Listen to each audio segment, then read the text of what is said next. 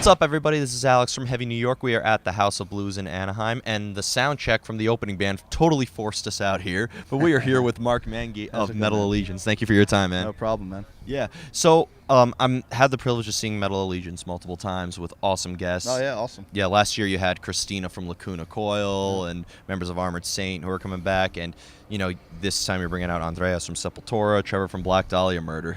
Just working with all these different artists allow Metal Allegiance to have many different sounds.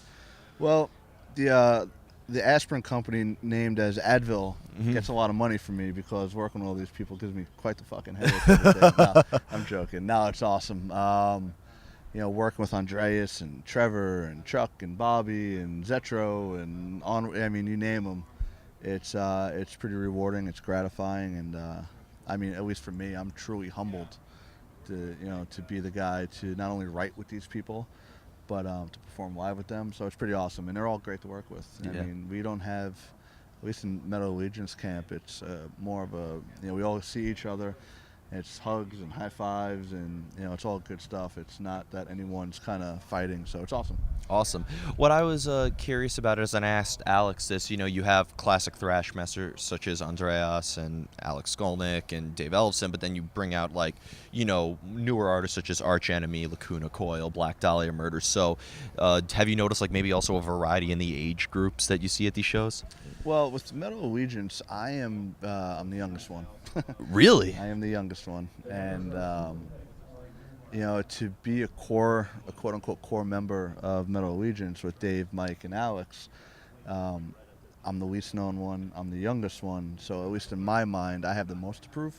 So with that, when I write a lot of the music, and I would say the bulk of the lyrics, I write a lot of the music with Alex, and with that, I love the Testaments and Anthrax and Megadeth and Creators and Metallica. But on the flip side of things, my peers are, Elisa from Arch Enemy, Trevor from Black Dahlia Murder. We're kind of all around the same age length. Mm-hmm. And we didn't do that by design. It's just that I grew up with these people. Yeah. So if it makes you feel better, I think I'm younger than you, and my era was Avenged Sevenfold and Disturbed. And yeah, so no, it's pretty awesome.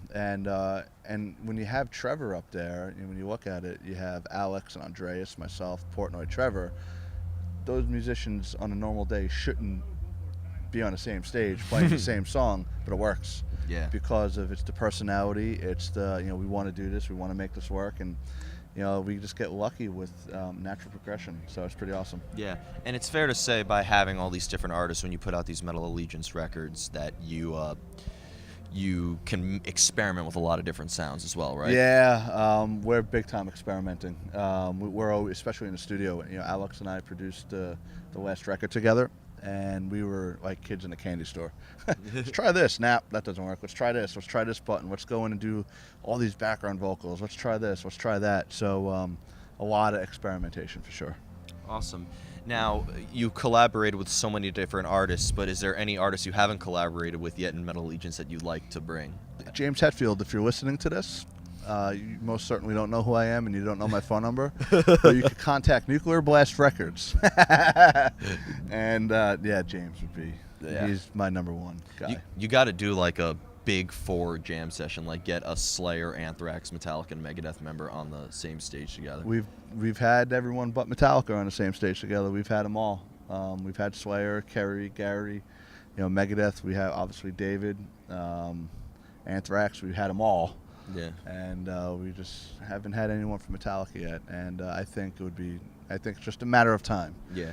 Well, what I was curious about is, you do a lot of awesome thrash covers. Like last year, you killed it with Refuse and Resist by Sepultura. Yeah. That was just incredible. Oh, wait till you hear what we have planned for tonight. Do you have Sepultura covers?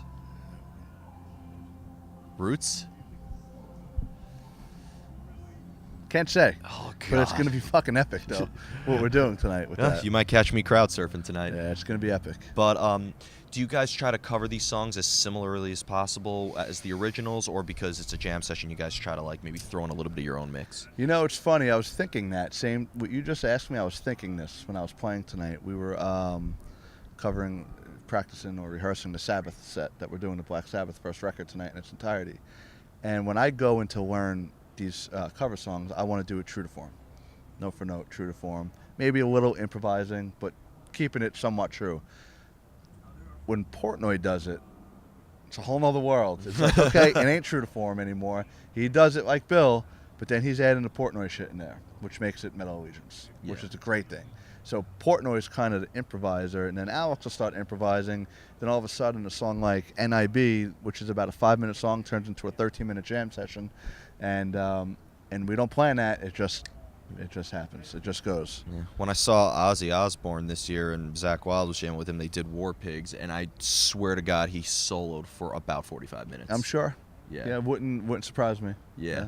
So before we go, I want to thank you so much for your time. No problem, man. Yeah. Is there just anything else we could be expecting with Metal Allegiance? Could you be taking this again on the road soon? Yeah, we have what we're doing tonight. Tonight's probably our longest and biggest show ever. Wow. Probably the most diverse, completely out of our mind set list. I don't know what we're thinking with it, but even right now, I'm like playing with my fingers here and they're ripped apart, and the show hasn't even started yet. They'll be bleeding by the end of the night. Yeah, totally, and it's gonna be intense. It's gonna be an intense show tonight.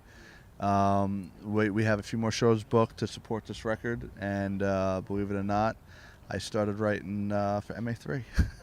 Are you serious? Yeah, and the label's here, and I met with them, and they're like, already? I'm like, I just have it. I have all the shit in me. Any more noticeable guests that we could be expecting on I it? have no idea. That's the thing with MA is we never go in knowing who the guests are. The music always dictated the vocalist, even a Okay. guitarist.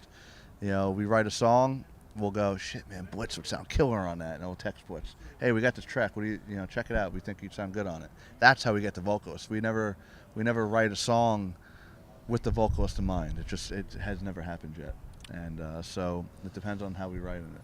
I'm stoked to hear this. Yeah, so it's gonna be. So I'm starting to write on that. We have a bunch of shows planned, but at least for me, I like being in a studio writing and kind of creating and doing that end of it.